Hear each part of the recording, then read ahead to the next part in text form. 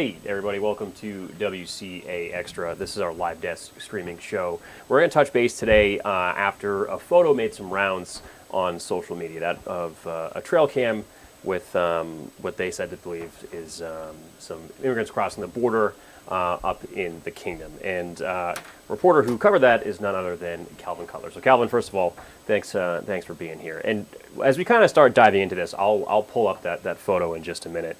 But kind of just tell me how this started. I know we in the newsroom had seen this photo kind of circulating the last few days. Where did you kind of start with this as you head out and did this story? Yeah, I mean, thanks, John. I appreciate it, and thanks for having me on. This photo was posted on Facebook about last Monday is when it was posted, and it really started to make the rounds, and it blew up on Facebook locally here in Vermont, but also people across New England, across the country were weighing in, and this thing got hundreds of comments, hundreds of shares, and so it blew up in a big way. And so we wanted to take a look at the photo. Who is in this photo? When was it taken? Why was it taken? And the individual that posted it, Justin LeBlanc, he said that he just wanted people to let people know and let the country know what his community was dealing with. So we went up to Newport Center. Leadville Road is the name of the road that it goes straight up to the Canadian border. There's about 25 houses on this road, and it goes right up to the Canadian border, which is, of course, the longest unprotected border in the world. Yeah. And there's, of course, a clear cut that goes right through. But we talked with multiple neighbors up there, and they described a pattern of just many people, dozens and dozens of people every week crossing over the border, walking through private property, walking through the woods, and then unknown cars with out-of-state plates from New York, New Jersey, Connecticut, coming and driving up the road, picking people up and taking them out of town. So from the homeowner's perspective, they say it's concerning, and they want people to understand just how many people are entering the country. No, absolutely. And I know you said you would talk to the homeowners and the neighbors, but now moving on to you went to consulted with UVM, an expert there, as far as a religious expert, excuse me. And, what do they say about this? I mean, just at face value, looking at this picture. Yeah, I mean, well, one of the reasons that this went viral on social media, I mean, certainly there's been, times where we've seen migration over the northern border, over the southern border, pictures and video that aren't new per se, but a lot of the comments and a lot of the speculation that was out there really centered around these individuals. It was about one woman and four men in the photo. Yeah. About them potentially being a security threat or being linked to terrorism. So we wanted to be able to kind of level set and speak with an expert about, where could these people be from? What is the probability of them being linked to terrorism or a security threat? And the experts at UVM told us that by and large, it's a statistical anomaly in terms of all of the people that come over from the northern or southern border, all of the thousands of people that come. It's a very, very unlikely chance that they are a security threat. And just because they wear a certain clothing or a certain headdress does not mean that they are. But certainly, though, that was one angle that we looked into.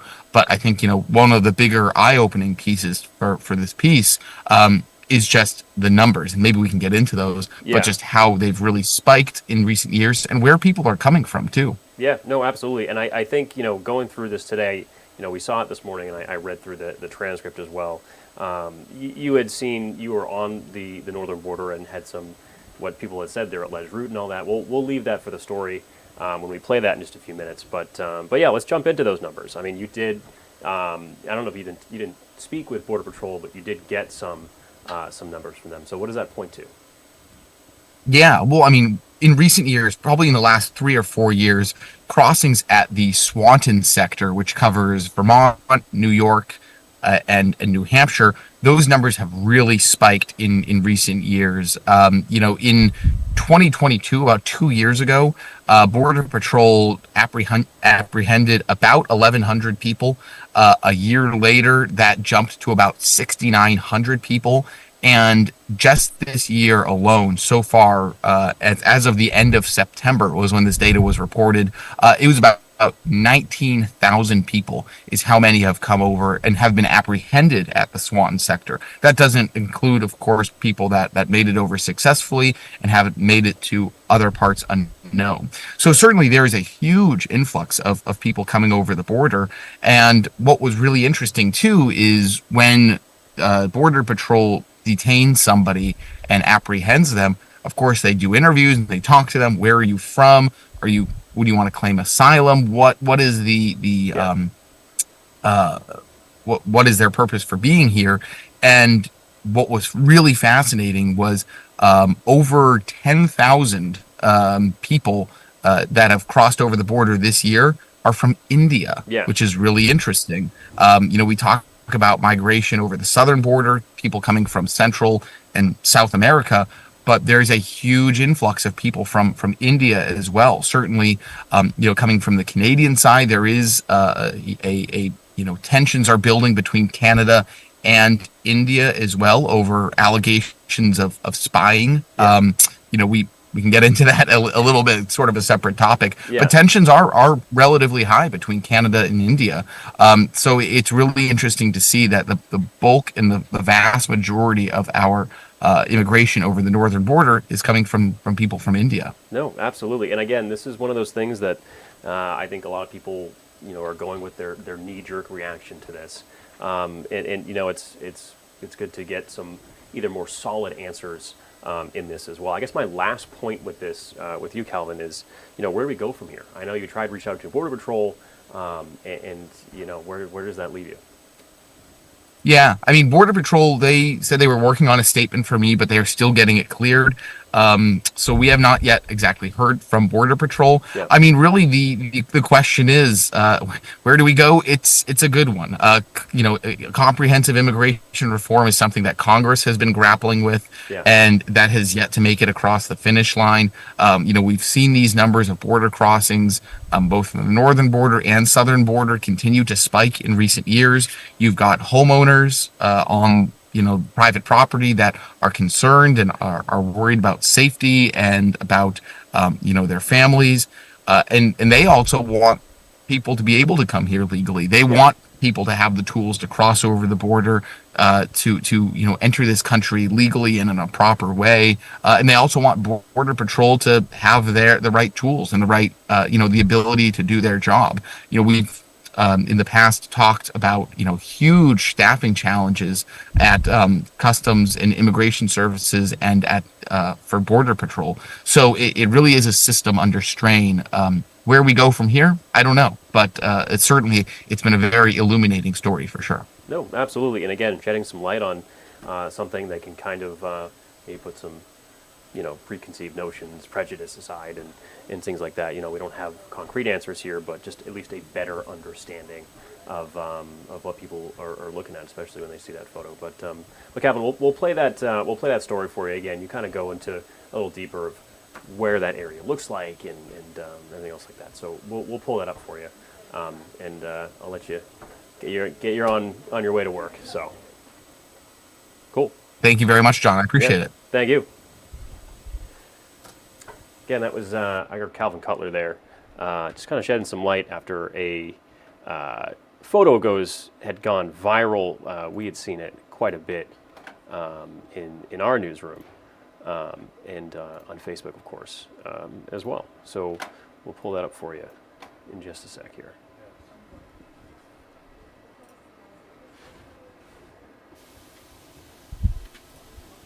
We're just looking for deer. This is the picture that Justin LeBlanc's game camera sent to his cell phone. What happens if one of my young children bumps into a group of these people in the middle of the woods? It's a safety issue for sure. Pictures and videos of several men, one wearing a turban, walking south through the woods a half mile from the U.S.-Canadian border in Newport Center. He posted the photo on social media, where it went viral. What's their game plan? So he visited his home on Leadville Road in Newport Center. A group was pulled over just a couple hundred feet up the road here yesterday, and they were taken into custody. He says it was one of numerous encounters with migrants on and around his property, and he says he's concerned for the safety of his community. They used to have issues with them immigrants coming north, and now it's changed the other way. They're going through their property to come south. The photos got hundreds of comments, some speculating the men could be terrorists. Peter Henney, a professor of Middle Eastern Studies at the University of Vermont, says many religions wear turbans, and that conflict in the Middle East is driving human migration. I understand concerns about border security and terrorism, although the number of people who cross over the border illegally who've attempted to commit terrorist attacks is incredibly small. Neighbors tell us Border Patrol mentioned to them that men from India have been more frequently crossing the border, and that turbans are traditionally worn by Muslims and Sikhs for religious purposes. But no matter who's crossing, the concern is real from folks nearby the northern border. Other neighbors have had tents in Yes. their backyards. Scary. We call it God's country, Northeast Kingdom, and now it's more like worry country. Dave Craig shows us the routes migrants take, including this old Prohibition-era bootlegging road that cuts through his property. That's what scares us. I never locked my windows before in my house before. I never had to put all my lights on. He says migrants cross the border, walk through the woods, and then are picked up by unknown people in vehicles on Leadville Road. Now, this sign marks the United States border where migrants will cross in illegally. They'll then cross over down Leadville Road where they'll start their journey south. While we toured the border, we encounter Border Patrol searching for several migrants who tripped a detection system in the woods. I went out this morning, I walked probably 3 miles out this morning, and it came through, there was nothing. No new tracks out there too. The number of apprehensions at the border has spiked in recent years. In 2022, Border Patrol detained just over 1,000 people. A year later, it climbed to 6,900 people. And last year, Border Patrol says it was 19,385 people, coming from 97 different countries. But back in Newport Center, Border Patrol apprehended and detained several men, taking them into custody, something LeBlanc wishes would happen more often. Just to show people what's really going on and get the truth out there. Again, that was our Calvin Cutler. You can see that whole story on WCAX.com. And, moving forward, shifting gears here, Peter, a little bit. We're 2 days away? 2 days away from Halloween, yep. Yeah. It's a cold start to our morning, Yes. and it has been a bit chillier recently. Yeah. But we're on the upswing, at least for kind of like a day, honestly. We really are. Yeah. I mean, yesterday a lot of us saw a little bit of widespread snow accumulation. Also a cooler start to our day yesterday and today, but kind of a far cry from where we're going here as we head through the next several days. We'll show you satellite radar right now. Most of us talking about clouds gradually on the increase, a few breaks of sunshine here and there, but the clouds are going to continue to gradually fill in here as we head through the rest of the day today. Temperatures hanging out in the 20s, 30s, and 40s out there. Most of us should find ourselves back into the 50s here as we head towards this afternoon. Mixture of sunshine and clouds, especially more sunshine to start off the day, more in terms of cloud cover as we head through the rest of the afternoon. So here's how the day shapes up on Futurecast again. A bit more sunshine, a bit more bright, or a bit more clearing in the skies this morning. Then more cloud cover here as we head through the rest of the afternoon and evening hours. Those clouds, the precursor to a few rain showers that begin to head in our direction as we head towards this evening and tonight. Those rain showers are part of a warm front that's coming through the region here through the course of the night tonight.